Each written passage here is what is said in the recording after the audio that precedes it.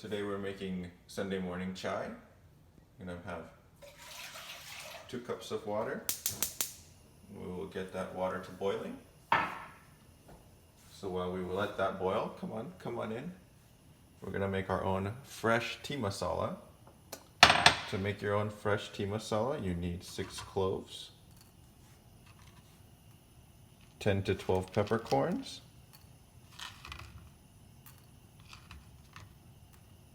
a little bit of cinnamon, and 6 cardamom pods, which I like to remove the shell and just keep the seeds in the middle.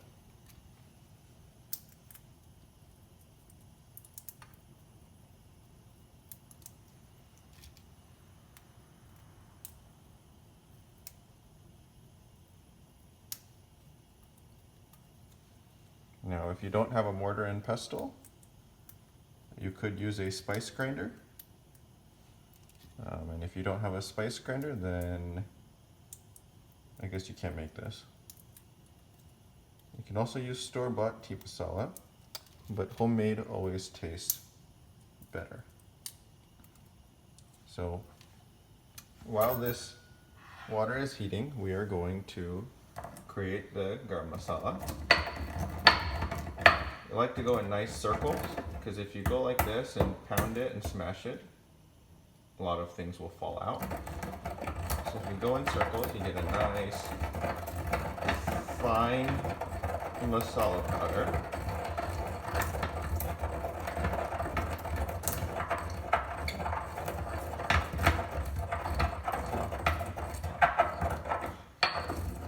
I see you have some bits of cinnamon.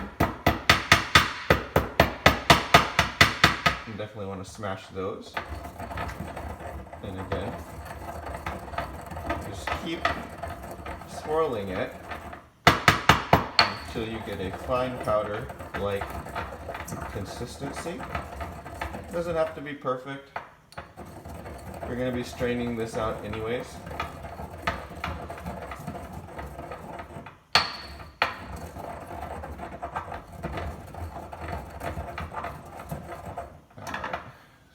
Look at this. Nice powder, little bits in here. If you want it perfect, you can do a little bit more, but it doesn't really matter too much. Now, while we're waiting for this water to boil, we have 3 teaspoons of chai. We like to use Red Label black tea. You can also use Tetley or any other brand that you like. We have 3 teaspoons of sugar. The other thing to mention here is that we're making this for 2 people. So if you needed to make it for 1 person, I'm not too sure how to do that. So I guess you'll just have 2 cups of chai every time you make this. Now we have a little piece of ginger. Skin is off, and we're just going to use this grater. We're going to grate in the ginger. Come on.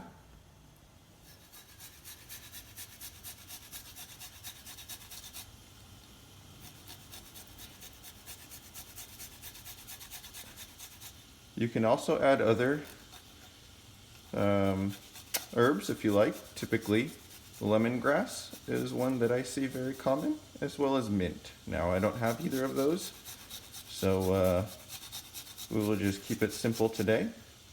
And if you don't want ginger, I guess you can leave the ginger out as well. So as you can see, the water is coming to a nice boil.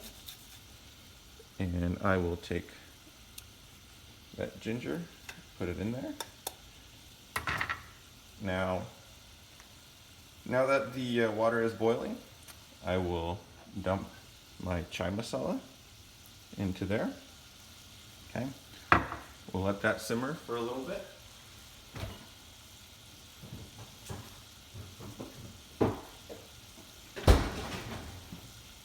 Looks like that's been simmering for quite a bit now, and so we will take our 3 spoons of tea.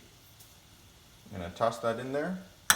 Now, the trick here is, depends how strong you want your chai. If you want it very strong, you don't have to put too much milk. If you want it medium strength, then add a little bit more milk. So if you come in here, we got the chai nice and brewing, and I'm going to add the milk now. And I like to get a nice light brown color. And so now all you have to do is wait for your chai to start to get to a nice slow boil. Occasionally mix it. You don't want to get things stuck on the bottom, and so I'm just using this spatula here. You might have a wooden spatula as well. You can use that in a non-stick pot. And so we'll wait for this chai to heat up. A couple things to be conscious of. Don't leave your chai on the heat by itself. You might forget about it and it will overflow, and if it overflows you might get sour chai. I don't know why that happens, but you might get sour chai, so think about that. And also, if you have a furry little friend, they can keep you company, and usually he's sitting there because he's hungry, right, buddy? Are you hungry, buddy? Come on. See, Obi is hungry, so while we're making our breakfast, we're gonna give Obi his breakfast. Obi likes to have dog food. It's just plain old dog food. It's dry food, so we give Obi one nice cup of brown dog food. It's chicken and rice, and we come here and Obi gets to eat his food. And now, while Obi eats his breakfast,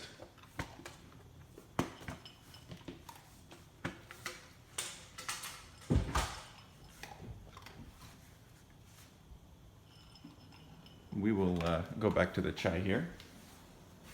Let's check out this chai. So you can see now there's some bubbles around the side, which means that we know that the chai is getting hot. Give it a little stir here.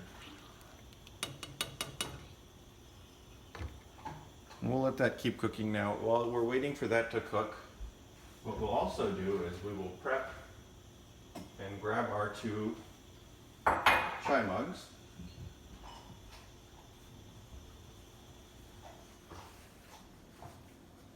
And what you'll need is a strainer, a fine mesh strainer. This one is metal. Sometimes you might have nylon ones, but this one does just the job. And we will look at this chai again. You can get in here, you can actually see the chai boiling. And so again, you have to be very careful.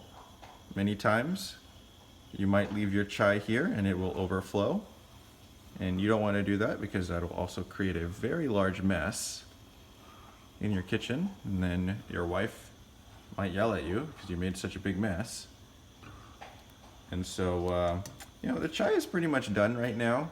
You can let it brew for a longer time if you want to get the strength even higher, but we enjoy nice medium strength chai. And now what I'm going to do is I'm going to take these 3 spoons of sugar. Now you don't have to have 3 teaspoons. You can have less, of course, or you could have none. I like sugar in my tea, and so I will add that. Now we'll let that just heat up for a little bit, get it nice and mixed.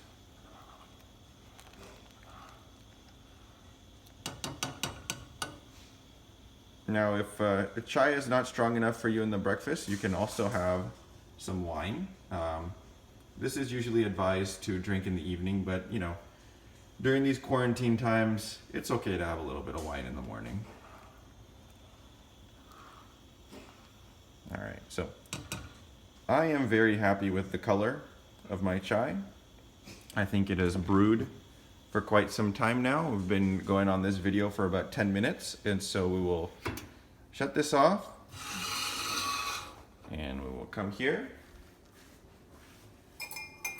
and we're just going to pour the chai nice and slowly.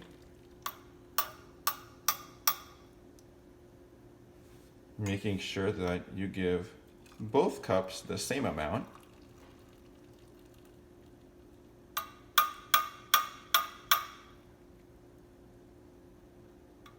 And there you have it. Homemade masala chai with my special freshly made tea masala. Hope you enjoy. Bye.